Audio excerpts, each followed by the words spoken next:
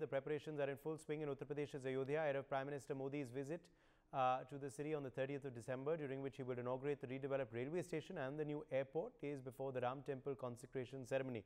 Now, the temples and ashrams have also made special preparations to welcome PM Modi.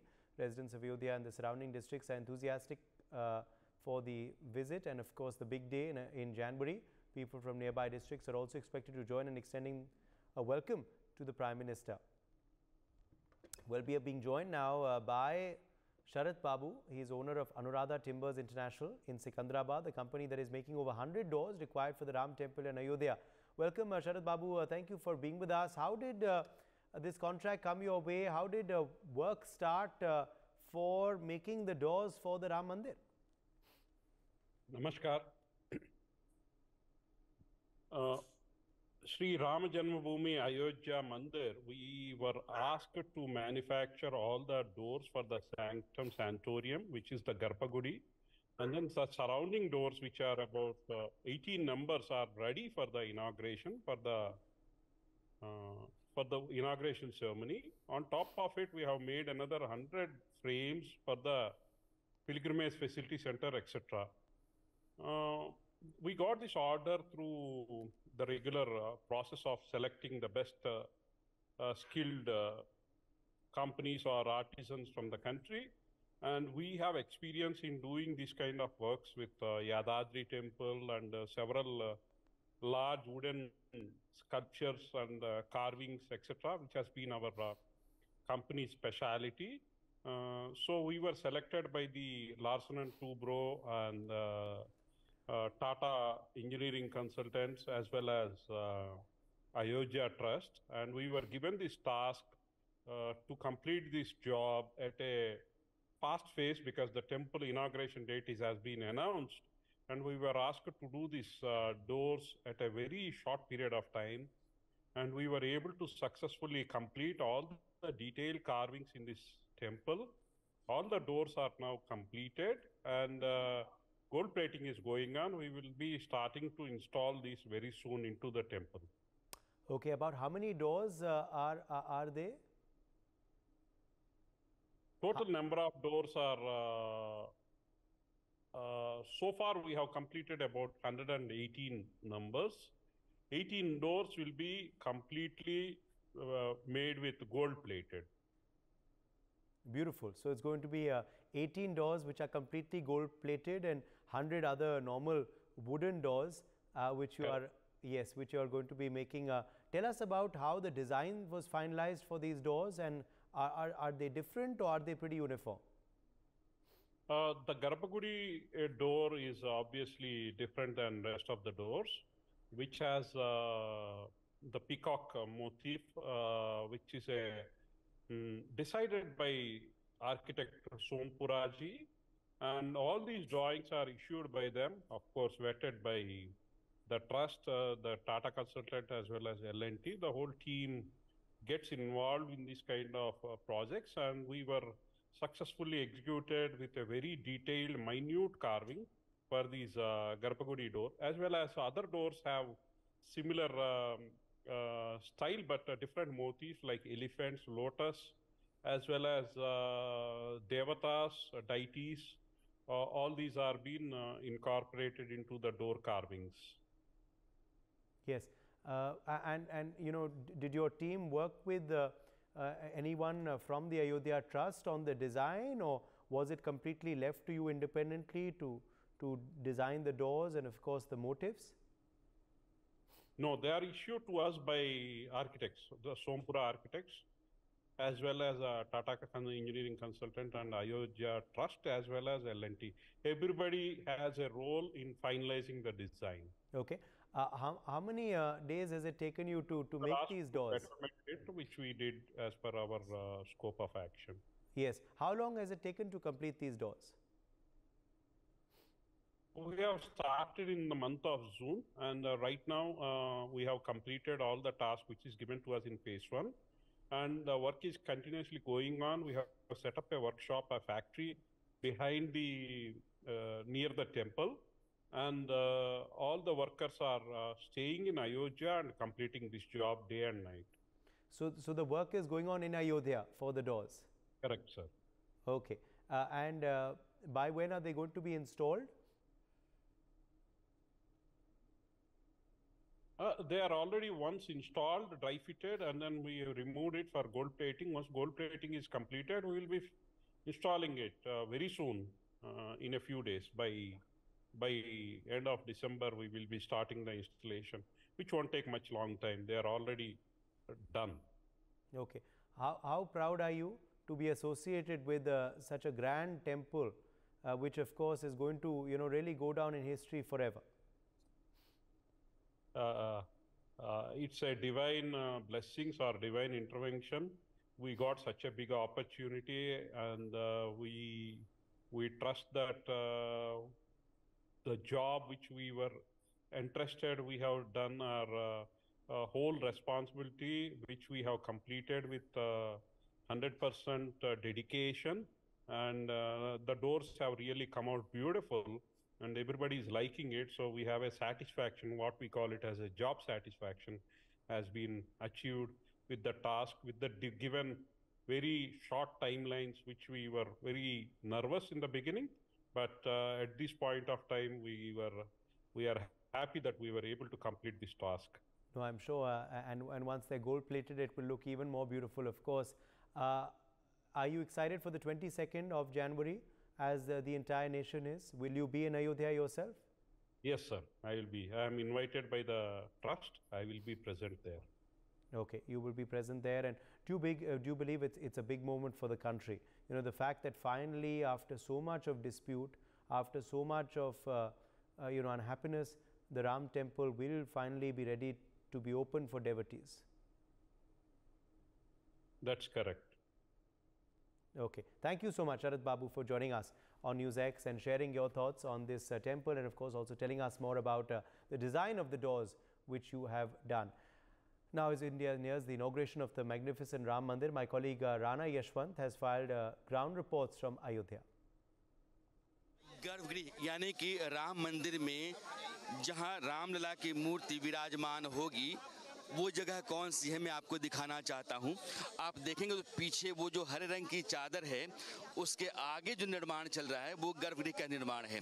उस गर्भगृह में रामलला की मूर्ति को विराजित किया जाएगा। मैंने आपको पहले भी बताया कि 3 शिलाओं पर मूर्ति बनाने का काम चल रहा है, और जिस शिला में भी देवत्व का भाव होगा, एक बाल सुलभ जो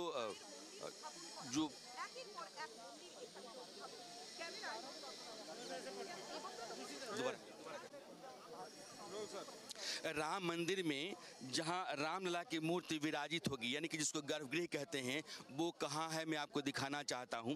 वो हरे रंग की चादर है, उस चादर के आगे जो निर्माण चल रहा है वही गर्भगृह है। उसी गर्भगृह के ऊपर जो मंदिर का मुख्य शिखर है वो होगा। तो उस गर्भगृह के भीतर रामलला की वो मूर्ति विराजित होगी जिसको हफ्ते भर के भीतर चुना जाएगा। मैंने आपको पहले ही बताया कि 3 शिलाओं पर मूर्तियां बनाई जा रही हैं। उन मूर्तियों में जिस किसी भी मूर्ति में देवत्व का भाव दिखेगा, या 5 साल के राम जो बाल होते हैं उनका कोमल स्वरूप दिखेगा, उस मूर्ति को चुना जाएगा, और वही मूर्ति फिर अभिषेक के जरिए इस गर्भगृह के भीतर स्थापित की जाएगी। तो जो प्राण प्रतिष्ठा होने वाली है वह अनुष्ठान 22 जनवरी 2024 को यहीं होगा, इसी परिसर में होगा, और उसी रामलला के गर्भगृह में होगा, जिसके मुख्य अतिथि प्रधानमंत्री नरेंद्र मोदी होंगे, और उस दिन के लिए सारा भारत प्रतीक्षारत है। यहाँ जब मीडिया को लाया गया तो मैंने देखा कि पूरा का पूरा काम लगभग जो भी 22 जनवरी 2024 तक हो जाना चाहिए वो हो जाएगा। तो अब आपके सामने यह राम मंदिर है, भव्य राम मंदिर, दिव्य राम मंदिर, सनातन धर्म और आस्था का सबसे बड़ा केंद्र राम मंदिर। और यह अयोध्या, हिंदुस्तान के हर गांव, कस्बे, शहर से एक रास्ता चलता है जो अयोध्या तक आता है। अयोध्या का उल्लेख जिक्र अब घर घर में होने लगा है, और जैसे जैसे दिन आगे आते जाएंगे, 22 जनवरी की तारीख नज़दीक आ जाएगी, उसके बाद समूचे देश में एक अलग तरह का उल्लास रहेगा, पर्व जैसा माहौल होगा, और यह पूरा का पूरा मंदिर जो है वो रोशनी से नहा जाएगा, सुंदरता में डूब जाएगा, और यहाँ रामलला की मूर्ति विराजित होगी।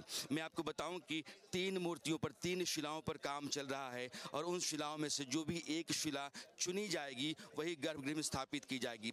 शर्त ये है कि वो मूर्ति जो भगवान राम के बाल रूप की हो, तो उस पर जो कोमलता है एक बालक की वो होनी चाहिए और देवत्व वाला भाव, यह दोनों होना चाहिए। तो इन दोनों आधार पर जो भी मूर्ति चुनी जाएगी उसी को गर्भगृह के भीतर स्थापित किया जाएगा।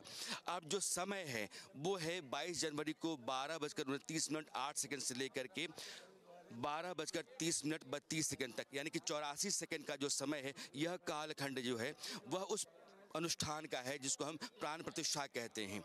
और यह समय अलग से निकाला गया है, यानी कि जब भारतीय परंपरा, सनातन परंपरा में ग्रह नक्षत्र देखे जाते हैं और समय निकाला जाता है तो यह मृगशिरा नक्षत्र के दौरान का समय है। मृगशिरा नक्षत्र 27 नक्षत्रों में से एक नक्षत्र कहा जाता है और हर नक्षत्र का एक ग्रह मालिक होता है। तो मृगशिरा का ग्रह जो है वो मंगल मालिक होता है। तो सबसे पुण्य और शुभ घड़ी में भगवान रामलला की मूर्ति की प्राण प्रतिष्ठा होगी और वो वहाँ विराजमान हो जाएगी। तो मंदिर एक तरीके से पूरा है और 22 जनवरी 2024 के बाद जब कभी भी आप अयोध्या आएंगे तो आप रामलला के दर्शन कर सकेंगे। तो एक लंबी लड़ाई जो 500 वर्षों की चलती रही है, लगभग 76 बड़े संघर्ष हुए उस लड़ाई को लेकर के। 2019 में सुप्रीम कोर्ट का फैसला आता है, 2020 में राम मंदिर बनने का काम शुरू होता है और 2024 22 जनवरी तक मंदिर बन जाएगा, भगवान रामलला की प्राण प्रतिष्ठा हो जाएगी। तो यह 500 सालों की जो प्रतीक्षा है वो पूरी हो जा रही है और उसी के चलते यहाँ लोगों की आवाजाही लगातार बढ़ती चली जा रही है। आप अयोध्या में आएंगे तो हर सड़क, नुक्कड़, चौराहे पर, गली कस्बे में आपको लोगों की एक जमात दिखती है जो रामलला की खातिर आते हैं, इस मंदिर को देखने की खातिर आते हैं। और पहले जो लोग आते थे उनकी तादाद अब कई गुना बढ़ गई है, इसलिए अयोध्या की शक्ल सूरत बदल गई है, अयोध्या का रंग रूप निखर आया है। जैसे मंदिर लगातार निखरता चला जा रहा है और अयोध्या एक नए रंग में आ रही है। सनातन परंपरा जो सदियों, हजारों साल पुरानी गौरवशाली भव्य परंपरा है, उस परंपरा का जो मूल तत्व है वो धर्म है, सनातन है। और उस सनातन धर्म और अध्यात्म का जो मूल स्वरूप है वही राम मंदिर है अयोध्या के भीतर, जो अभी आप देख रहे हैं। इन दिनों अयोध्या में जहाँ कहीं भी आप जाएंगे, शहर को सजाने, खूबसूरत बनाने, इसको निखारने का काम आपको दिखेगा। मैं जहाँ खड़ा हूँ ये चौक लता मंगेशकर चौक है और इस पूरे शहर में जो साज सज्जा है उसकी एक बड़ी समझदारी के साथ काम करने का जिम्मा किसने संभाल रखा है, तो उनका नाम है यतीन्द्र मिश्र। ऐसा बिल्कुल नहीं। आप भारतीय साहित्य, संगीत, संस्कृति के बहुत अच्छे जानकार हैं, अच्छे मित्रों में हैं। इस शहर को सजाने धजाने का जो एक व्यवस्था की गई वो किस आधार पे है? मुझे लगता है कि बहुत कुशलता से प्रशासन, जिला प्रशासन, खास करके हमारे कमिश्नर साहब श्री गौरव दयाल जी, जिलाधिकारी नीतीश कुमार जी और मुख्य नगर अधिकारी विशाल सिंह जी की परिकल्पना है। मैं समय समय पर सहयोग देता रहता हूँ, मुझसे जो पूछा जाता है। मुख्य आधार वाल्मीकि रामायण और रामचरितमानस को बनाया गया है। धर्मपथ पर आप देख रहे हैं जिस तरह से प्रकाश स्तंभ बनाए गए हैं, सारे प्रतीक चिन्ह, जो रोड लाइट्स हैं उसमें वैष्णव तिलक है, शंख है, पद्म है, गदा है, चक्र है, हनुमान जी की गदा दिखाई जाती है, धनुष बाण है और आर्टिस्टिक ढंग से बनाया जा रहा है। और वॉल बनाई जा रही हैं जिसमें पूरी राम कथा उकेरी जा रही है, राम के जन्म से लेकर के उनके अयोध्या आगमन तक की। ये जो दिवाली को सड़कों पे बन रही हैं, सब तरह के म्यूरल वर्क है, आर्ट वर्क है, टेराकोटा वर्क है, वुड वर्क है, ब्रॉन्ज वर्क है। तो मुझे लगता है कि बहुत सुंदर ढंग से बाहर से आने वाले लोग इससे प्रभावित हो। और जितने प्रकार की आस्था है पूरे देश की, मतलब ये तो उसको मत संप्रदाय धर्मों में बांध के देख ही नहीं सकते। तो श्री राम का जो एक मर्यादावान चरित्र है, जो उनका एक त्यागमय रूप है, जो उनका एक वनवासी रूप है, जो उनका एक योद्धा का रूप है, जो उनका एक विनयी बालक का रूप है, एक आज्ञाकारी पुत्र का रूप है, बहुत ही सहृदय भाई का रूप है, वो सब दिखाने की कोशिश की जा रही है। और मुझे उम्मीद है कि बाहर से आने वाले आगंतुकों को, श्रद्धालुओं को, राम भक्तों को और जो भी दर्शक के रूप में आएंगे या एक उसको पिलग्रिमेज के रूप में देखेंगे, उनको अच्छा लगेगा। अयोध्या के कोने कोने को राम के विविध रूपों से सजाया जा रहा है, लेकिन हम जहाँ हैं ये लता मंगेशकर चौक है, इसके बारे में इसका तो बहुत श्रेय माननीय प्रधानमंत्री जी को है, श्री नरेंद्र मोदी जी को, कि उन्होंने लता जी की स्मृति को अक्षुण्ण किया और लता जी के प्रतीक रूप में इस ब्रॉन्ज वीणा का यहाँ पे निर्माण किया गया। इस सरोवर में 92 कमल पुष्प हैं जो 92 साल की उनकी उम्र को दर्शाते हैं। 6 फरवरी 2022 को लता जी का देहांत हुआ था और 28 सितंबर 2022 को जब मृत्यु के बाद पहला जन्मदिन पड़ा तो इस समय ये लता मंगेशकर चौराहा अयोध्या में लोकार्पित किया गया। मैं बहुत गौरवान्वित हूँ इसलिए भी कि लता जी का आशीर्वाद मुझे मिलता था। जब कभी मर्यादा पुरुषोत्तम राम का जिक्र होगा और उनकी इस नगरी का उल्लेख होगा तो फिर स्वर कोकिला लता मंगेशकर भी उस दौरान कहीं न कहीं आएंगी और यह चौक उसका प्रतीक है। यतिन भाई, आपने बात की, आपने इतना कुछ कहा, चलते चलते मुझे लगता है अगर कुछ विशेष रह गया हो आपको बताना तो मेरे दर्शकों को बताइए ज़रूर आप। मुझे लगता है कि अयोध्या में पधारें, अयोध्या आएँ, अयोध्या में राम जी के विविध रूपों को देखें, भगवान रामलला के प्रति आस्था रखते हुए वैसे ही नैतिक, ईमानदार, कर्तव्यपरायण बनने का हर व्यक्ति, नई पीढ़ी कोशिश करे, यही उम्मीद करता हूँ। बहुत बहुत धन्यवाद। नरेंद्र जी, 22 तारीख की तैयारी किस तरीके की है? 22 तारीख को हम सब देख रहे हैं कि इसी परिसर में उद्घाटन कार्यक्रम या प्रभु श्री राम जी की प्राण प्रतिष्ठा यहाँ होने वाली है। तो इसी परिसर में ये सारा कार्यक्रम होगा। तो पूरे देश भर से ऐसे समाज के जो प्रमुख लोग हैं उनको आमंत्रित किया गया है। लगभग सभी मत पंथ संप्रदाय के जो हिंदू मत पंथ में हैं उन सबको आमंत्रित किया है, उनके प्रमुख लोगों को आमंत्रित किया है। और समाज का जो प्रतिनिधित्व करने वाले प्रमुख लोग हैं ऐसे सभी वर्गों से, वो खेल क्षेत्र के हों, चाहे मीडिया क्षेत्र के हों, फिल्म क्षेत्र के हों, वैज्ञानिक हों, ऐसे और सामान्य जिन्होंने अपना जीवन कार सेवा के अंदर और बलिदानी हुए ऐसे भी परिवारों के लोगों को लगाया है। जिन्होंने राम जन्मभूमि मंदिर निर्माण के लिए अपना कोई आर्थिक सहयोग दिया है वो ऐसे भी लोगों को भी बुलाया गया है। तो ऐसे समाज के सब वर्गों को समाहित करने का एक प्रयास उस उद्घाटन के कार्यक्रम में, शुभारंभ के कार्यक्रम में किया गया है। तो समाज के सभी वर्गों के चुनिंदा लोगों को आपने बुलाया है या कोई आधार रखा है? जो समाज का नेतृत्व करने वाले सभी समूह हैं तो सबको बुलाने का प्रयास किया गया है। जो सामाजिक, धार्मिक, आर्थिक, खेल जगत, विज्ञान जगत, ऐसे सब फील्ड के लोगों को, यानी सभी वर्गों का, समूहों का प्रतिनिधित्व हो जाए, प्रतिनिधि के रूप में ही, क्योंकि इतना स्थान अभी नहीं है कि हम बहुत बड़ी संख्या में लोगों को उस समय बुला सकें। एक मर्यादा है सीमित स्थान होने के कारण से। रामलला की 3 मूर्तियां बनाई जा रही हैं, उनमें से एक मूर्ति को ही स्थापित किया जाए गर्भगृह में, तो उन तीनों में से किसी एक को गर्भगृह में स्थापित करने के लिए चुना कब जाएगा? अभी लगभग 1 सप्ताह में उसका निर्णय हो जाएगा, ऐसा ट्रस्ट के महासचिव ने आज ही बताया है। तो आने वाले 1 सप्ताह में उसकी भी जानकारी हम सबको मिल जाएगी। यहाँ एक अनुष्ठान का समय रखा गया कि 12:29 से लेकर के 12:30 तक 84 सेकंड के भीतर अनुष्ठान होगा, प्राण प्रतिष्ठा होगी। यह कैसे चुना गया, यह मुहूर्त कैसे निकला है?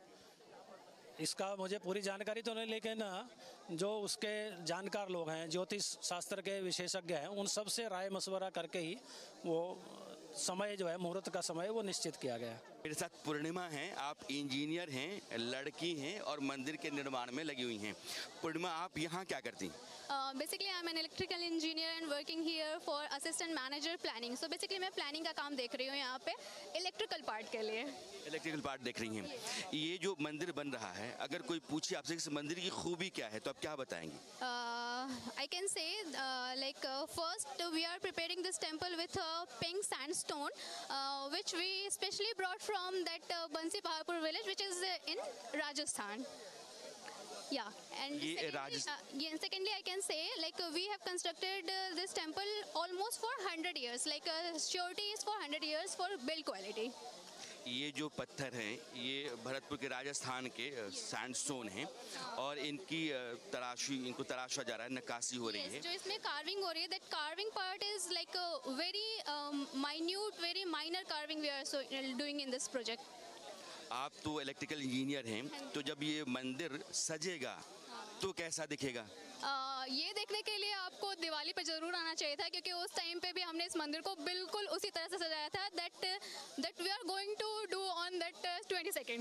यानी कि आप जो कह रही हैं, बगल में अगर दिवाली पर जिस तरीके से मंदिर को सजाया गया था वो तस्वीर डाल दें तो कमोबेश ऐसा ही ये मंदिर 22 जनवरी को भी दिखेगा। almost we can say like there are some part which like we cannot open right now, but you can say like similar part we can give you on that. आप कहाँ से हैं? Basically I'm from Delhi. आप दिल्ली से हैं। कितने समय से आप यहाँ काम कर रही हैं? I came here only from last 3 months only. Like I can say several people from my company, they wanted to come here in this company, like in this project, but I got this opportunity. I can say this was my destiny and fortunate that I came in this project. ये पूछने वाला था कि बहुत सारे professionals होते हैं तो उनको लगता है कि ये पेशेवर काम है, इसलिए काम है तो हम आ गए। कुछ लोगों को लगा कि नहीं, किस्मत ने हमको यहाँ के लिए बनाया है, उसने आदेश दिया है, इसलिए हम आ गए। Yes, ये मैं यही कहना चाहूँगी, ये ईश्वर का आदेश था जो हम यहाँ पे आए काम करने के लिए। Otherwise I was not ready to come here. Like from Delhi to Ayodhya, this was not possible for me. But I can say this was only destiny which bring me here, which forced me to come here. And now I can say this was my fortunate. यहाँ जितने भी लोग हैं वो मजदूर हों, engineer हों या कुछ दूसरे तरह काम करने वाले लोग हों, भारत के अलग अलग हिस्सों से हैं और जिनसे भी आप बात करते हैं उनको लगता है कि नहीं, हम काम करने के लिए नहीं आए, हम काम करने के लिए भेजे गए हैं। ये हमारा सौभाग्य रहा है कि राम मंदिर के निर्माण से हमको ऊपर वाले ने जोड़ा है और इस भावना से जब आप काम करते हैं तो फिर मंदिर के निर्माण के साथ वो भावना भी दिखती है और यह भव्य दिव्य जो मंदिर आपको दिखेगा उसमें आप लोगों के सपने और आप लोगों की मेहनत का भी बड़ा रोल होगा। जब आप मंदिर निर्माण से जुड़े लोगों से बात करते हैं तो बहुत सारे ऐसे लोग आपको मिलते हैं जिन्होंने अपना पूरा जीवन जो है राम मंदिर के लिए होम कर दिया। वो निस्वार्थ जुड़े और दिन रात जुड़े और एक संकल्प के साथ जुड़े। उनमें से एक आप भी हैं। आपका सर नाम? जय श्री राम। मेरा नाम गिरीश सहस्त्रभोजनी है और मैं श्री राम। मुझे बताया गया कि आप रिटायर्ड इंजीनियर हैं और इस कंस्ट्रक्शन के काम में लगातार आप लगे रहे हैं। आपने लगभग अपने कई साल यहाँ दे दिए। मैं गत 3 वर्षों से प्रत्यक्ष निर्माण कार्य से जुड़ा हूँ, किंतु यह मेरा हमेशा का सपना रहा था कि जब भी मंदिर बनेगा तो उसमें मेरा योगदान हो। और मैं ये कहूँगा कि रामलला ने मेरी जो है वो आंतरिक प्रार्थना बड़ी सुन ली और मुझे यहाँ पर काम करने का अवसर मिला। जो निर्माण का संकट पहले था कि यह भुरभुरी ज़मीन है, इस मिट्टी के ऊपर नींव नहीं रखी जा सकती है, फिर एक नई व्यवस्था तैयार की गई इंजीनियरिंग की, वो क्या रही, किस तरीके से यहाँ की मिट्टी खाली की गई, किस तरीके से आप लोगों ने रॉक का एक आधार तैयार किया, फिर उसके ऊपर आपने एक अलग प्लेन तैयार किया और फिर मंदिर का निर्माण हुआ। यह जो पूरी व्यवस्था रही इंजीनियरिंग, जरा हमारे दर्शकों को बताइए आप। देखिए, इंजीनियरिंग का मतलब ही ये है कि सामने असंख्य कठिनाइयाँ आपके सामने जो भी आए उस पर मार्ग निकालना, उस पर सॉल्यूशन निकालना। तो कोई भी कंस्ट्रक्शन ऐसा नहीं होता कि जहाँ कुछ भी चैलेंजेस नहीं है, किंतु यह मंदिर जो है वो जो स्केल में बन रहा है उसमें लोगों की जो एक्सपेक्टेशंस है उसको मद्देनजर रखते हुए सबसे पहला चैलेंज ये था कि 1000 से 2500 वर्ष तक इस मंदिर की आयु हमने संकल्पित की है। फिर यहाँ जो मट्टी है वो मट्टी जो है वो लूज थी, वो वीक मट्टी थी, तो इसलिए उस मट्टी को हमने रिप्लेस किया और सॉइल रिप्लेस करने के बाद में अब यहाँ पर जो हमने ग्रैन्युलर सॉइल जो यहाँ पर लगाई हुई है, जो कंक्रीट के फॉर्म में है, उसकी उतनी धारण क्षमता है जितनी हमें अपेक्षित है। यहाँ पहले पाइल फाउंडेशन के बारे में भी थोड़ा सोचा गया था, किंतु वास्तु के हिसाब से इसमें लोहे का जो है वो उपयोग बिल्कुल करना नहीं है और उसी प्रकार शुद्ध तत्व से मंदिर बनाना है। मतलब निचोड़ ये हुआ कि as far as possible we have to use only one material for construction of the मंदिर। तो इसलिए रिइंफोर्स्ड कंक्रीट भी इसमें से बाद हो गया। तो इसलिए हमने जो है वो स्प्रेड फाउंडेशन के धरती पर यहाँ पर बनाया हुआ है और ये पूरा मंदिर का फाउंडेशन है वो एक किस्म से स्प्रेड फाउंडेशन है। अब ये फाउंडेशन के ऊपर जो है वो हमने स्टोन का यूज़ किया, ग्रेनाइट स्टोन की हमने लोअर प्लिंथ बनाई जो 6 मीटर ऊंची है, 1.5 मीटर इसके ऊपर में अपर प्लिंथ बनी है जो भी ग्रेनाइट की है और उसके ऊपर जो आ रहा है वो सैंडस्टोन का जो है वो सुपर स्ट्रक्चर बन रहा है। यहाँ पर चैलेंजेस की बात अगर हम करें तो पहला मैंने आपको बताया कि यहाँ की जो मिट्टी है वो धारण क्षमता नहीं थी, तो उस पर हमने ये हल निकाला कि उसको रिप्लेस किया। दूसरा ये है कि सुपर स्ट्रक्चर जो है, जो अर्थक्वेक आया या भूचाल आया तो उसमें डामाडोल हो सकता है, तो वो ना हो इसलिए CBRI के डेटा है, जो इंडियन स्टैंडर्ड्स के डेटा है, उसमें ये अनुमानित है कि ये जगह जहाँ पर आती है, पूरे हिंदुस्तान का नक्शा उसका बना हुआ है, जो भूचाल किस इंटेंसिटी का कहाँ पर क्या होगा ये उस नक्शे में दिया होता है। तो यहाँ पर जिस मैग्नीट्यूड का अर्थक्वेक आ सकता है, उससे भी हमने हायर मैग्नीट्यूड का जो है अर्थक्वेक आएगा ये संभावित लेकर, उसके अनुसार हमारा पूरा डिज़ाइन, मंदिर का जो है स्ट्रक्चरल डिज़ाइन, उसको चेक किया। जो भी हमको परिवर्तन करने पड़े वो किए, और आज हम कह सकते हैं कि पूरा मंदिर जो है वो केवल सुंदर ही नहीं मगर स्ट्रक्चरली बिल्कुल साउंड किस्म का है। इसलिए बड़े विश्वास के साथ मैं कह सकता हूँ कि 1000 से 2500 वर्ष तक ये मंदिर जो है वो नैसर्गिक आपदा से किसी प्रकार के ढह नहीं सकता। आपने मोटे तौर पर 3 बातें कही हैं। पहली बात कि यहाँ की भुरभुरी मिट्टी को निकाल करके और लेयर्स तैयार की, फिर ग्रेनाइट का एक प्लिंथ तैयार किया आपने जिसके ऊपर ये सुपर कंस्ट्रक्शन हो रहा है। दूसरी बात आपने ये कही है कि इस इलाके में जो भूकंप आता है उससे ज़्यादा तीव्रता का भी भूकंप आता है तो इस मंदिर को कोई नुकसान नहीं होगा। और तीसरी बात आपकी है कि मंदिर इतना मजबूत बनाया जा रहा है कि अगले 1000 से 2500 साल तक यह बना रहेगा। ये वो मजदूर हैं जो लगातार मंदिर के निर्माण में लगे हुए हैं। आप लोग कब से लगे हैं? सर हमें 3 महीने से हो गए, हम लाइटिंग का काम कर रहे हैं फिलिप्स की तरफ से। जी सर, कितने लोग लाइटिंग में लगे हुए हैं? सर हमारी टीम में करीबन 50 आदमियों की मैन पावर है सर। आप कहाँ से? मैं राजस्थान जयपुर से हूँ सर। आप कौन सा काम कर रहे हैं? सर हम कारपेंटर का काम करते हैं। जी सर। आपका नाम क्या हुआ? सुभाष गुप्ता। आप कहाँ से हैं? अयोध्या के रहने वाले हैं, अयोध्या बीकापुर। अच्छा, आप कौन सा काम कर रहे हैं? जी सर मैं पत्थर का सफाई करता हूँ सर। पत्थर की सफाई? जी सर। कहाँ से हैं आप? सर मैं बहराइच से हूँ। बहराइच से? जी सर। आपका नाम? हम नाम है गिरजा प्रसाद गुप्ता, झारखंड का रहने वाला। झारखंड से आप? हाँ झारखंड से। वहाँ पहले PFC में काम करते थे, आज से मैं सेवा करने के लिए तैयार हैं कि सेवा दे रहे हैं। हाँ सेवा दे रहे हैं। आज झेल्टी चला रहे हैं, कल ईटा जोड़ेंगे, परसों दिन मसाला देंगे। आपका नाम? सर मैं जौनपुर से बोल रहा हूँ, चंदमणि। चंदमणि क्या करते हैं आप? मैं पानी की व्यवस्था करूँ, पाइपलाइन। अब आप देखिए कि कोई कारपेंटर है, कोई पानी सप्लाई दे रहा है, कोई फर्श तराश रहा है, कोई वहाँ पत्थर तराश रहा है, और ये सब लोग जो हैं वो हिंदुस्तान के वो लोग हैं जिनको आप श्रमवीर कहते हैं, और ये मंदिर के निर्माण में लगे हुए हैं। इन लोगों का योगदान इतिहास को योगदान है, क्योंकि जब भी इस मंदिर का जिक्र होगा, उल्लेख होगा इतिहास में, तो फिर इन लोगों के खून पसीने का भी जिक्र होगा, उल्लेख होगा। आप लोगों को अच्छा लग रहा है? तो जैसे 22 तारीख को पूरा देश इंतजार कर रहा है, इंतजार आप लोगों को भी होगा?